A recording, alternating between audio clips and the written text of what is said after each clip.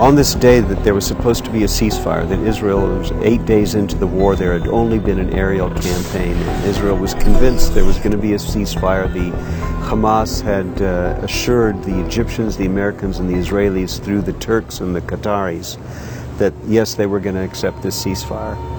A half hour before the ceasefire begins, they open up with a barrage. It was something like 120 rockets that day. I remember that. That was really sleight of hand to take our attention off of what they were going to do that afternoon. That afternoon, they were going to launch their first terrorist tunnel attack. Several days before, there are a group of religious Jews from Bnei Brak who have a small factory that makes what's called matzah shmura. Matzah shmura means literally watched over matzah. It's like the uber kosher matzah for Passover, which has to be watched over from the time the first seeds are planted. They have to be planted according to all the biblical strictures.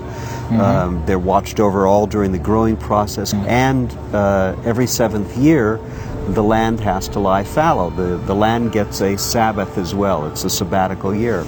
So this group of religious Jews was looking for a large field of very green, unripened, tall wheat that they could harvest immediately and store for 2 years, because next year there won't be any wheat.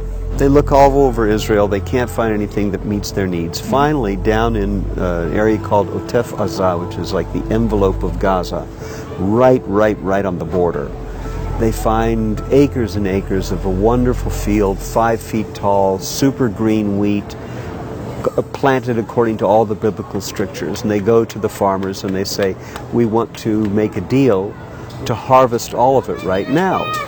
And the farmers said, well, you know, we want to make sure we get the price for it that we would pay in September. And they haggle back and forth, and they say, it'll be a good deal for you. You won't have to work these extra 2 months, no irrigation, no upkeep costs. Just the expense of growing it, they won't be out. And you won't have to sell it piecemeal. We'll take the entire crop. You won't have to sell a little here and a little there. But we must harvest today, because every day that goes by, we're losing the ability to store it for 2 years. We want it at its greenest state.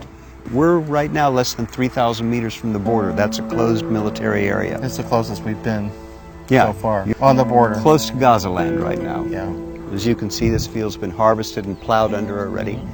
2 days after they harvest the field, 13 Hamas terrorists pop up from a tunnel right in the middle of the field. In the middle of the field. And if you take a look over here, you'll see, not revealing any military secrets, everybody knows it, there's eyes in the sky. There's an observation balloon. Right, it's like a... And I wasn't sure what that was at first. There are cameras all along this area, and there's a unit of female soldiers, all female, all girls, who watch monitors 24 hours a day, because boys don't have the same powers of concentration. No, they don't. When they popped up, as they come up out of the tunnel, they do a ninja somersault and then look around going, where the heck's the wheat field?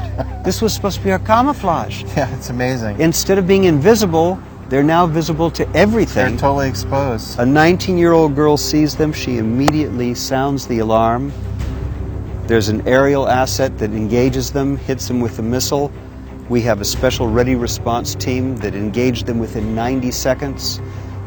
Half the terrorists were killed. The other half of the terrorists were driven back down into the tunnel. And every newspaper account that you'll find will tell you, but for those religious Jews who were following biblical strictures, we would have had a disaster. I was in one.